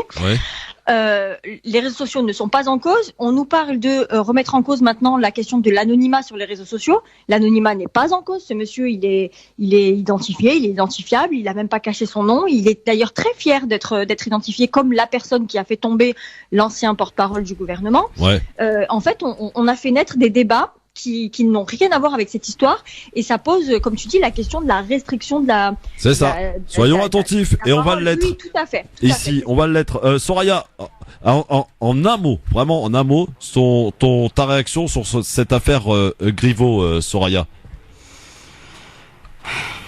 En un mot, là, tu me compliques les choses. Vas-y alors. Non, mais c'est ridicule. Voilà. C'est un mot. Bon. Tu m'as demandé un mot, je t'ai donné un mot. Alors, on va filer maintenant, si vous le voulez bien, du côté de Villeparisis pour parler des municipales, messieurs, dames. Et j'accueille dans les studios ici présents Monsieur Claude Sicre de... oula, ça y est, je commence moi, avec les noms difficiles. Claude Sicre, bonjour. Oui, bonjour Christophe. Alors, on va donner votre nom complet. C'est Claude Sicre de Frontbrune. Non, Fontbrune. Fontbrune. On ne prononce pas le... Oui, attendez, excusez-moi, je fais ce que je peux. Hein. Est-ce que vous m'autorisez à vous appeler Claude Sicre? Mais y a pas, même Claude, allez. Non, pas trop de familiarité quand même, Claude, parce qu'on sait jamais. Hein. Est-ce que vous pouvez, dans un premier temps, vous présenter? Alors, je précise aux auditrices, auditeurs, qu'on est du côté de Villeparisis, une grande ville du 77. Qui êtes-vous, cher Claude Sicre? Alors, Villeparisis, donc, bonjour tout le monde. Hein. Merci de m'accueillir déjà sur le plateau. C'est un très grand honneur d'être présent parmi vous. Donc Villeparisis, c'est vrai que je me suis entraîné sur la prononciation de votre nom. Hein. Ah, mais voilà. Mais je vous rassure, beaucoup de Christophe. personnes n'y arrivent pas du premier coup. Moi le premier, voilà. Souvent c'est Sicre, souvent c'est de Fontbrune. Voilà. Sicre de Fontbrune. Voilà, tout simplement. Hop, mais bon, faisons simple. Bon, alors présentez-vous un petit peu aux auditrices, aux auditeurs. Qui êtes-vous, cher Claude? Écoutez, je suis donc un Villeparisien, natif de Villeparisis. J'ai 44 ans. Et c'est le bel âge. Écoutez, j'espère que ça va durer le plus longtemps possible. Oui. Donc je suis candidat au municipal pour la deuxième fois. Je m'étais présenté déjà en 2014. Justement, vous êtes un candidat du centre avec le soutien du MoDem. Voilà. En 2014, vous aviez effectivement fait un ralliement avec le maire actuel. C'est la même. Et vous avez été d'ailleurs le premier adjoint, et en fait il vous l'a mis à l'envers, le maire. Voilà, totalement. Pour faire simple, hein, c'est ça. Oui, non, mais faut être clair, non, mais voilà, oui, ça a été. Il vous a retiré les charmes. Il a pas tenu, voilà. Alors j'avais voulu marquer en termes, le sport, parce que j'étais premier maire adjoint au sport et la vie publique. Ouais. Donc je voulais marquer vraiment la partie sportive du mandat. Malheureusement, le maire n'a pas tenu ses engagements et enlevé ma délégation à peine 10 mois au bout de 10 mois de mandat. Donc c'est Hervé Touguet, voilà. Le maire actuel, c'est Monsieur Touguet. Voilà. Alors combien d'habitants à Villeparisis? Presque 27 000 habitants. D'accord. Comment appelle-t-on les habitants de Villeparisis? Écoutez, les Villeparisiennes et les Villeparisiens. Tout simplement. Alors, dans ce que vous proposez pour les habitants de Villeparisis, vous nous dites que Villeparisis n'est plus maître de son territoire. Il est vital de le récupérer. La conséquence, selon vous, actuelle de la construction de 680 logements ordonnés par la préfecture sans que malheureusement ne soient prévues les infrastructures, écoles, gymnases, voirie, équipements publics. Nous devons reprendre la main sur l'avenir de notre ville, dites-vous. Totalement. Oui. Voilà, en décembre 2018, le maire s'est vu retirer par Madame la préfète sa compétence en urbanisme. Suite à une mauvaise réponse en termes vis-à-vis de la préfecture sur la loi SRU, la loi Société Renouvellement Urbain, qui impose 25% de logements sociaux. D'accord. Voilà. Alors, ça c'est une chose, mais surtout je pense que ça a été la réponse qui a été mauvaise de notre maire, car à plusieurs reprises la préfecture a dû lui demander comment allez-vous organiser cette loi, enfin comment allez-vous répondre à cette demande. Il n'a pas organisé cette chose-là. Voilà. Il y avait certainement un planning à faire, un programme pluriannuel d'investissement à faire en termes de préparation de logement sur le territoire. Il n'a pas répondu. Vous savez, la préfecture, elle fonctionne comme c'est un peu le policier administratif.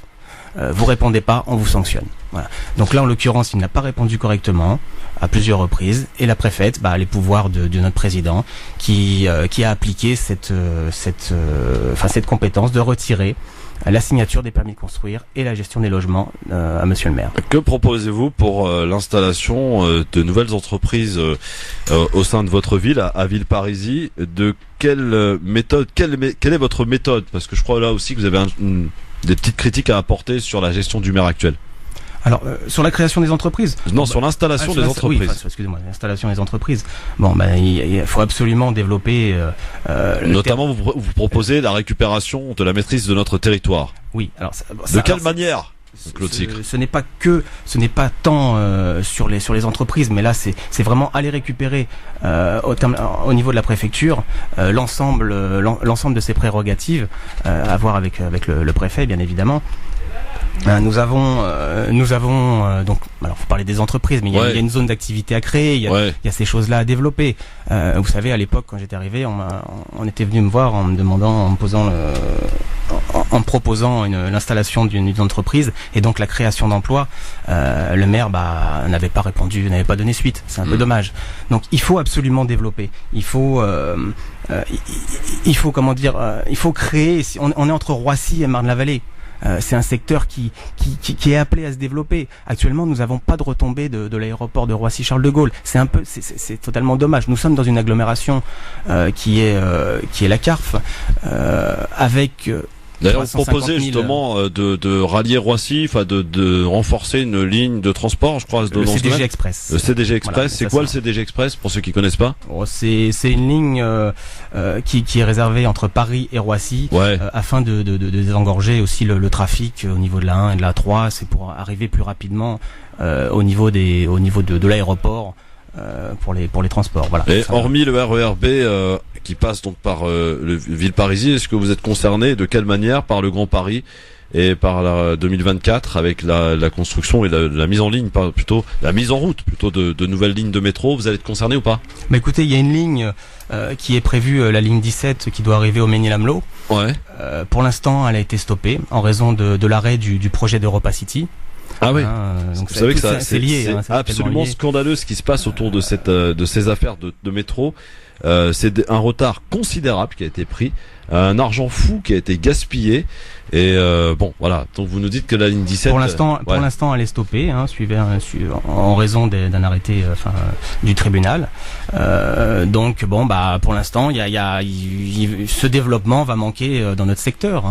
Alors maintenant, il est prévu quoi? On ne sait pas. Alors au remplacement d'Europa City. Est-ce pas pour prendre un peu votre revanche vis-à-vis du maire actuel que vous vous présentez face à lui le 15 mars prochain? Du tout. Non. Non, on a un objectif, c'est rendre Villeparisis à nos Villeparisiens. Actuellement, nous avons un maire qui gère administrativement sa ville comme un responsable de service, et qui n'est pas tourné vers les Villeparisiens. Bon, on veut vraiment rendre un mandat de proximité. Je me devais de poser la question au vu de la situation. Qu'est-ce que vous appelez, vous, des commerces ciblés, puisque vous proposez d'implanter des commerces ciblés afin de répondre aux besoins des Villeparisiens? Alors, c'est quoi les commerces ciblés selon vous? En fait, de commerces ciblés, vous savez, nous avons sur notre ville, nous avons des besoins. Les bouchers, les charcutiers, vous savez très bien, ça se fait rare, se font rares, et nous avons besoin d'aller chercher ces commerces-là. Donc, récupérer la maîtrise de nos commerces et pouvoir inciter les jeunes, par exemple, qui sortent d'une école, les aider à s'installer par le biais d'un loyer plus préférable, par tous ces moyens possibles, afin qu'ils puissent remettre du commerce en centre-ville. D'accord. Donc c'est ce que vous appelez, vous, le commerce ciblé, de développer en fait le centre-ville. Vous avez quand même des grandes surfaces dans votre ville. Ah d'accord, oui, excusez-moi parce que j'ai mon collègue qui me fait part d'un petit rappel. C'est surtout en fait notre maire avait, c'est vrai que il avait décidé lors du PLU, lors de la révision du PLU, plan local d'urbanisme, de laisser la possibilité d'installer des commerces, donc toutes sortes de commerces en zone pavillonnaire. D'accord. Donc on peut aller très bien d'une surface de 150 mètres carrés. Alors je précise, avec une seule place de stationnement. Donc imaginez un petit peu les dégâts dans les rues, ce que ça peut générer en termes d'approvisionnement lorsqu'un camion vient livrer le commerce. Donc et puis un menuisier peut s'installer dans le garage du voisin. Donc ce genre de choses, non, faut absolument pas laisser faire, parce que c'est la porte ouverte à beaucoup de nuisances. D'accord. Donc nous avons des zones à créer, nous avons des commerces, des pôles commerce à créer, nous avons mais enfin c'est valable pour l'ensemble de l'urbanisme de la ville. Hein. Ouais. Nous avons des pôles sport, enfin des pôles culturels à remettre en place. Actuellement, c'est inexistant sur la commune. Des marchés à sauver aussi. Un marché, oh là, le pauvre marché de Villeparisis. Ah, il y a un marché à Villeparisis, c'est vrai. Oui, il est bien en ruine. Vous savez, pourquoi il est en ruine? J'étais enfant. Le futur maire peut-être répondre. Quand j'étais gamin, mon père qui œuvrait en tant que pompier dans la ville, c'était un marché. Quand il y allait, il me racontait, il me disait mais c'est un marché où on venait tout du 93, du 77. Enfin, ça venait de loin. Maintenant, malheureusement, les commerçants ferment. J'en ai encore vu un dimanche qui me dit Claude, je pense à fermer la boutique parce que il y a plus personne, il y a plus le blason qu'il avait. Qu'est-ce que vous allez proposer pour sauver le marché, Claude Sicre? Déjà on a une rénovation totale et une mise aux normes à faire du marché. Ouais. Il y a un premier lieu, c'est réunir l'ensemble des commerçants, faire le point avec eux. Ouais. Et puis après leur proposer vraiment une offre avec un véritable agencement du marché. D'accord. Ouais. Alors vous proposez vous de débloquer la somme de 2,5 millions d'euros la première année pour refaire les voiries les plus urgentes, parce qu'apparemment c'est un peu la catastrophe entre les nids de poules, les trottoirs qui sont dans un sale état. Il y a du boulot quoi à Villeparisis. Voilà, écoutez, vous savez, on a actuellement un excédent de près de 12 millions sur la commune. Voilà. Ouais. Alors imaginez le manque d'investissement qu'il y a pu y avoir sur un budget global annuel de 35 millions fonctionnement et investissement. Donc nous en sommes actuellement 30 millions de fonctionnement grosso modo et 5 millions d'investissement sur le budget. Imaginez-vous le peu d'investissement qu'il y a dû y avoir pendant tout ce mandat. Voilà. Donc il y a un gros retard en termes de voirie. Oui, ça c'est sûr. En termes de scolaire, il y a une école à créer. Vous avez des structures sportives à mettre en place. Ouais. Et là, une piscine qui malheureusement ne correspond plus aux besoins des Villeparisis. C'est une piscine qui a été faite en 72, qui était pour 10 000 habitants. Donc je vous laisse imaginer, maintenant nous sommes à 27 000, ce que ça peut donner. Voilà. Alors un sujet aussi qui intéresse beaucoup, et on le voit au travers de différents sondages lors de ces municipales, c'est la sécurité. C'est vrai que s'il fallait qu'on épluche en détail, il est très très bien fait votre programme, hein. Il y a de quoi faire et de quoi répondre à toutes les problématiques. En matière de sécurité, d'abord, est-ce qu'il y a une police municipale? Oui, à Villeparisis. Il y a une police municipale qui malheureusement n'a pas les moyens de son action. De son action. Ouais. Hein, vous savez, en Villeparisis, on est maintenant. Soraya, vous êtes de Tremblay, c'est la ville d'à côté. C'est ça, oui. Ouais. Voilà, on a la même problématique en termes de sécurité. Donc oui, c'est quoi la problématique? Disons que vous savez, vous arrivez la ligne RER, vous avez la place du marché, malheureusement vous avez des gens qui ont peur de traverser cette place. Ah oui. Voilà, nous en sommes là. Ouais. Donc il y a une mise en place de rondes à faire, enfin de patrouilles à faire jusqu'au dernier RER avec des policiers qui puissent se charger de la sécurité, de la tranquillité publique. Hein. Alors on parle de sécurité, mais c'est surtout, je pense que c'est de la tranquillité publique. Nous devons mettre en place aussi, parce que avec les jeunes, tout un service de sécurité et de prévention. Par le biais de maisons de quartier, par exemple. Par exemple, d'accord. Question importante, quelle sera votre première action si vous devenez maire, toutefois le 22 mars prochain, à l'issue des municipales? Quelle sera la première grande décision que vous allez prendre en tant que maire? Écoutez, déjà d'aller récupérer la maîtrise du territoire. C'est très important, très important. Un maire actuellement qui ne maîtrise plus son territoire, vous allez avoir 680 logements qui vont arriver sans avoir des équipements, sans avoir d'équipements scolaires, sans avoir d'équipements publics. Imaginez un petit peu ce que ça va générer en termes de circulation, en termes de stationnement. Donc il y a tout ça organisé. Voilà. Claude Sicre, si vous vous retrouvez au second tour face au maire actuel, vous le ralliez? Du tout. Vous êtes en position défavorable? Du tout. Du tout? Non. C'est fini, on vous l'a fait une fois, pas deux, quoi. Pas deux. D'accord. Soraya Rachidi, question à notre invité ici présent, donc candidat à la mairie de Villeparisis pour le 15 mars prochain, élection municipale. Claude Sicre de Fontbrune. Voilà, Fontbrune, merci beaucoup. Simple, Christophe. Oui, bon, ça va. Moi, ma question, elle est très simple en fait. Ce concernera en fait l'environnement. Donc, quelle sera votre mesure phare pour l'environnement pour la ville de Villeparisis? Donc, Soraya l'écolo. Eh oui. Oui. Mais à Tremblay, vous avez encore des zones vertes. Hein, mais beaucoup, mais je veux continuer à aller jusqu'à Villeparisis. J'aimerais ne pas m'arrêter à la frontière. On est amis, c'est les villes voisines. C'est ça. Voilà. Écoutez, il y a besoin d'un poumon vert à Villeparisis, on en a plus. Ça, c'est très tendance en ce moment. Vous êtes tous en train de dire ça parce que les écolos ont fait un beau score aux européennes. Il nous faut un Central Park de Villeparisis. Je peux vous dire que je serai le seul candidat à proposer ce poumon vert, puisque nous avons actuellement un terrain qui est disponible. Allez, on peut parler de centre-ville. Villeparisis n'a pas de centre-ville. Vous avez la gare, la poste et le vieux pays. C'est un peu comme des villes, des villes nouvelles où vous n'avez pas de réel centre-ville. Donc, oui, nous allons avoir un réel poumon vert avec. Vous voulez déplacer la gare comme certains candidats de la mairie de Paris, non? Non, je peux pas, c'est pas possible. Non, mais un réel poumon vert avec une maison de l'environnement et une ferme pédagogique. Voilà. Une ferme pédagogique. Oui. Alors tiens, cantine bio.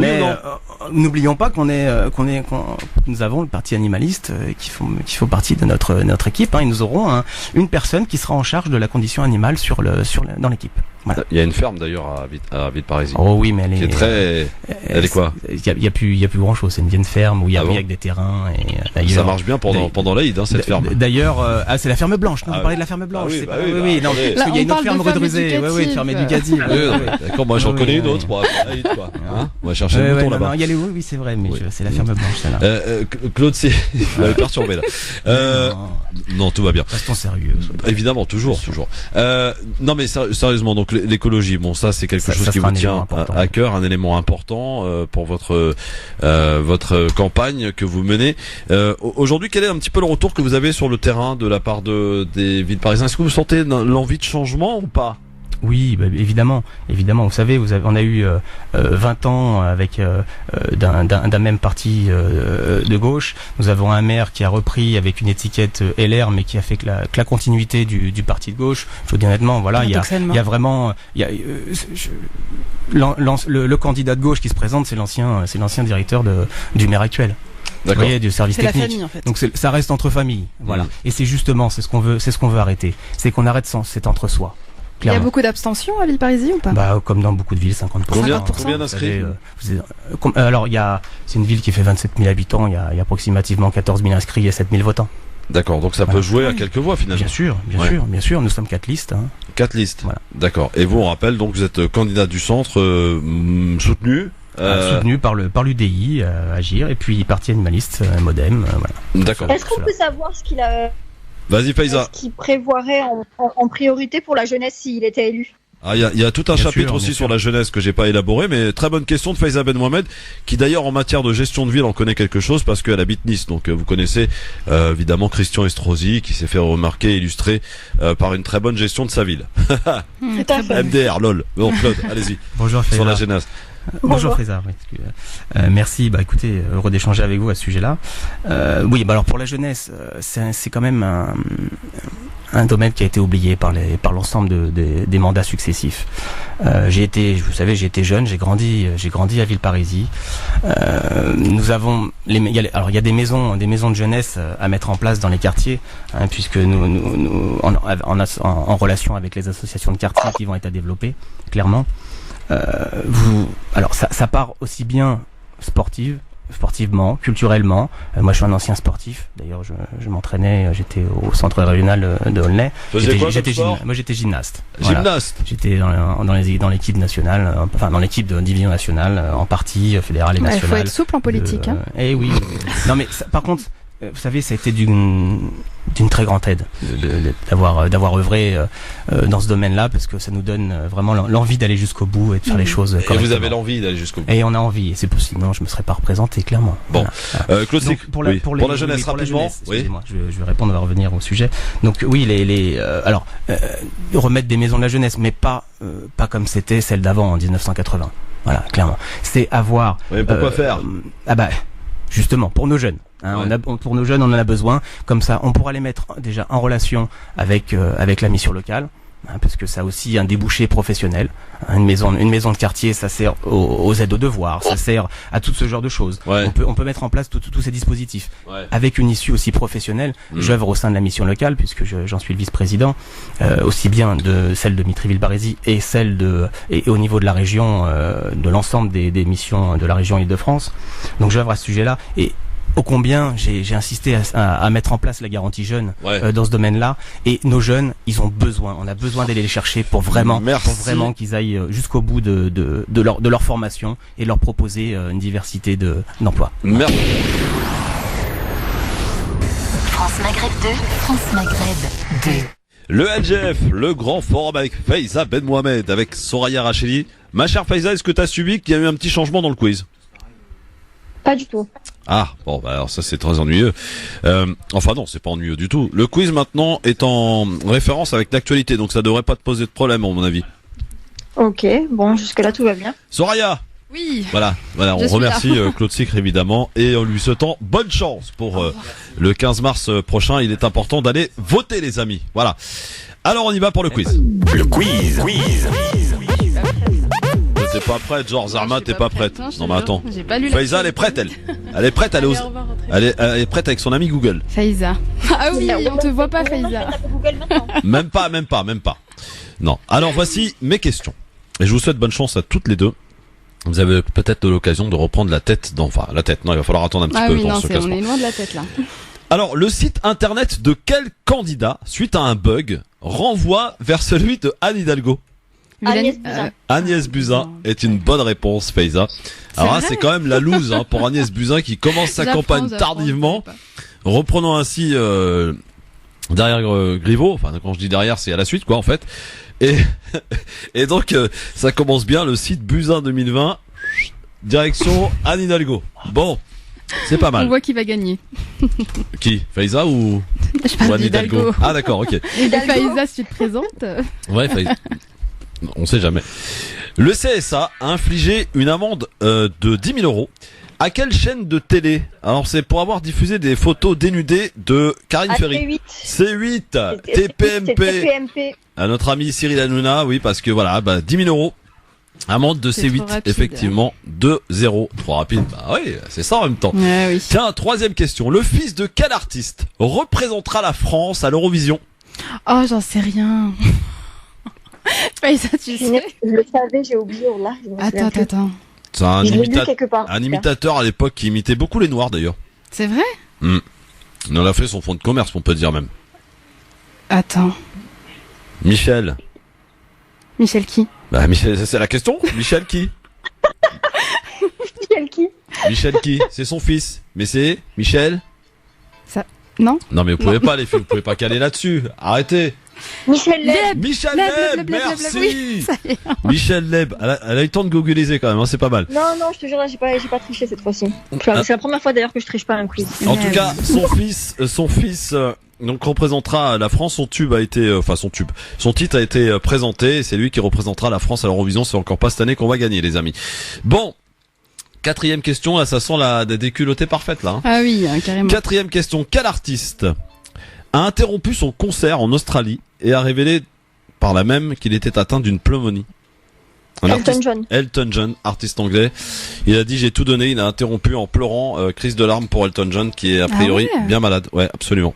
Ouais. 4-0. Combien de patients restent à ce jour hospitalisés à cause du coronavirus en France? 000 Ah, en France. Non. 4. Non. Plus, non? Plus. 10? Non, moins. 5. 7? Plus. 8? Plus que 5. 7? 6. Effectivement. Le dernier en date à être sorti de l'hôpital, c'est le petit enfant de 9 ans qui avait le coronavirus. Tout va bien. Mais en tout cas, tout le monde se veut rassurant sur les 6 qui restent encore hospitalisés à cette heure-ci. Juste des personnes atteintes des personnes atteintes du coronavirus. Bon alors là, ma chère Faiza, là t'as fait, et j'espère que tu vas nous porter chance, un score de 5-0 pour le PSG ce soir. Évidemment. Ah bah non, ça y est. Ah non, c'est fini. Ouais, 5-0 pour le PSG. Retenez bien, Faiza l'a fait. Le PSG peut le faire face à Dortmund ce soir. Félicitations. Eh oui, merci beaucoup Faiza. Elle revient en force, Faiza. Vous avez vu les amis? Voilà, elle était absente pendant quelques temps. Voilà, elle est de retour. Elle marque ses empreintes directes. 5-0. C'est plié les amis. Non bon. Mais ce quiz il est quand même beaucoup plus intéressant que les quiz avec les dates là où on devait se Forcément, tu ramais à l'époque. Tu ramais à l'époque, c'est pour ça que tu dis ça. Ah, à l'époque c'était Abdeslam, il était indétrônable. Oui. Bah oui, Mais voilà. il est toujours, je pense, non? Un peu moins. Philippe, le suite de très Ouais, voilà, près. c'est pas pareil, en fait. Non, un peu moins, voilà. Les questions, non, Abdeslam, il est trop fort en histoire. Oui, mais là, comme il n'y a pas vraiment d'histoire, voilà. Hein, c'est quand même de l'actualité, faut suivre, faut être au parfum, les amis. Rendez-vous demain avec, justement, Philippe Broyaki et Audrey Pronosti. Merci beaucoup, ma Faiza. Et, du coup, à la semaine prochaine, j'espère. À la semaine prochaine, ouais, sûrement. Ouais, sûrement, d'accord, ok. En tout cas, t'es là et t'es bel et bien là. Merci ma Faiza, je t'embrasse et je te souhaite une bonne soirée. Bonne soirée tout le monde. Salut, merci Soraya. Merci à toi. Et à très vite les amis, on est de retour demain sur France Maghreb 2 comme chaque jour dans le grand forum. Restez bien à l'écoute dans un instant. Medjahed, il sera accompagné de Shahneri. Oh là, il paraît qu'on va se marrer encore ce soir. Il est 18h, le temps de l'information et de l'actualité avec Sophie Terrance pour le journal. Bonsoir. Bonsoir à tous. Les Parisiens vont-ils une nouvelle fois attirer le mauvais œil? Le PSG a rendez-vous ce soir face au Borussia Dortmund pour les 8e de finale de Ligue des Champions. Un cap jamais franchi sur les 3 dernières années. La République doit tenir ses promesses. Les mots d'Emmanuel Macron. Il présente ce soir à Mulhouse son plan de lutte contre le séparatisme islamiste. Le couple qui a fait tomber Benjamin Griveaux mis en examen. Piotr Pawlenski et sa compagne Alexandra de Taddeo accusés d'atteinte à la vie privée. Et puis, l'attente aux États-Unis pour Harvey Weinstein, l'ex-mania d'Hollywood, celui par lequel le mouvement MeToo a démarré, sera bientôt fixé sur son sort. Le PSG va-t-il briser la malédiction? C'est ce soir le début des 8e de finale de Ligue des Champions et Paris joue à Dortmund. Éliminé à ses 3 dernières saisons dès les 8e de finale, les hommes de Thomas Tuchel semblent armés pour franchir enfin ce cap, Christophe Midouget. Barcelone, le Real, Manchester, à chaque fois un scénario improbable et à chaque fois la porte qui claque au nez des Parisiens. Pour conjurer les mauvais sorts, Paris pouvait faire appel à un sorcier ou travailler encore. La deuxième option a été choisie et depuis 2 mois, date de la fin de la phase de groupe, le PSG ne pense qu'à cette double confrontation face à l'ancien club de Thomas Tuchel. Neymar et Mbappé seront bien là, le PSG sera presque au complet mais devra faire fort pour bousculer le Borussia, équipe en forme avec dans ses rangs notamment la pépite norvégienne Erling Braut Haaland. Paris devra aussi garder la tête froide dans ce stade bouillant et face à ce mythique mur jaune des supporters du Borussia. Bref, montrer simplement qu'il est un grand d'Europe. Dortmund PSG, c'est à 21h. L'autre affiche de la soirée opposera l'Atlético de Madrid à Liverpool, le tenant du titre. L'autre actualité de la journée, c'est le passage d'Emmanuel Macron à Mulhouse. Le chef de l'État est en Alsace pour présenter ce soir un plan de lutte contre le communautarisme et le séparatisme islamiste. Avant cela, Emmanuel Macron a eu le droit au traditionnel bain de foule. Interpellé par des jeunes d'un quartier en difficulté, il leur a répondu. Faut pas stigmatiser parce que on est tous Françaises et Français. Mais il faut pas laisser des gens quitter la République en disant elle n'apporte plus ses promesses. Et donc, faut dire la République doit tenir ses promesses. On doit lutter contre les discriminations. On doit mettre la méritocratie partout. C'est-à-dire quand on fait des études, qu'on avance. Quels que soient les quartiers d'où on vienne, on doit réussir. Mais de l'autre côté, on doit lutter contre le séparatisme. Parce que quand la République tient pas ses promesses, d'autres essaient de la remplacer. Et en parallèle du déplacement d'Emmanuel Macron à Mulhouse, un colloque des imams d'Europe contre la radicalisation se tenait aujourd'hui à Paris. Avec un moment fort, une 60aine de religieux ont eu un temps de recueillement devant le Bataclan, cible d'un commando terroriste en 2015. Alexandra de Taddeo, mise en examen, la compagne de Piotr Pawlenski, lui aussi en mise en examen, est placée sous contrôle judiciaire à interdiction d'entrer en contact avec lui. Tous deux sont poursuivis pour atteinte à la vie privée. Elle nie toute implication dans la diffusion des vidéos qui ont poussé Benjamin Griveaux, candidat à la mairie de Paris, à jeter l'éponge. Et pour remplacer Benjamin Griveaux, Agnès Buzyn, 24 heures après sa démission du ministère de la Santé, elle a choisi de faire campagne comme son prédécesseur dans le 17e arrondissement de Paris. Bientôt, l'heure de vérité pour Harvey Weinstein. Après 3 semaines de procès, les jurés se sont retirés aujourd'hui pour délibérer. Délibération qui pourrait prendre plusieurs jours. Car rien n'est joué dans cette affaire, Marie Dompère. L'ancien producteur accusé de viol et d'agression sexuelle pourrait échapper à la prison. Oui, et ce malgré la pression médiatique qui règne autour de ce procès et de ses enjeux. Il est vrai que beaucoup de femmes sont venues témoigner à la barre des agressions qu'elles ont subies, mais ces témoignages ont été mis à mal par l'avocate d'Harvey Weinstein qui a laissé planer le doute sur le consentement de ces femmes. Mail et SMS à l'appui, ce qui pourrait semer le trouble dans l'esprit des jurés. Or, pour qu'il y ait un verdict, il faut un avis unanime. Si les jurés n'arrivent pas à se mettre d'accord, d'accord, alors le procès sera annulé et il pourrait y en avoir un autre plus tard. De toute façon, quelle que soit l'issue du procès, Harvey Weinstein n'en a pas fini avec les juges. Il a été inculpé il y a quelques jours pour d'autres faits d'agression sexuelle. Le 3e des 4 Français présents sur le Diamond Princess a été testé positif au coronavirus. Annonce tout à l'heure d'Olivier Véran, le ministre de la Santé. Il est pris en charge au Japon et son état de santé n'est pas inquiétant. Ça porte à plus de 540 le nombre de contaminés sur ce bateau. En France, il reste pour l'heure 4 malades du coronavirus encore hospitalisés. Un père de famille britannique et son fils sont sortis ce matin de l'hôpital de Grenoble. Et puis alerte au lynx, cette fois en Seine-Maritime. Plusieurs personnes ont signalé aux autorités un gros félin aux oreilles pointues se baladant le long des routes de 2 communes normandes, Bréauté et Bernières. Les photos laissent penser à un lynx. L'Office français de la biodiversité a ouvert une enquête. Voilà pour l'actualité. Belle fin de journée à tous. France Maghreb 2, France Maghreb 2. France Maghreb 2, service, info, musique, divertissement. France Maghreb 2. France Maghreb.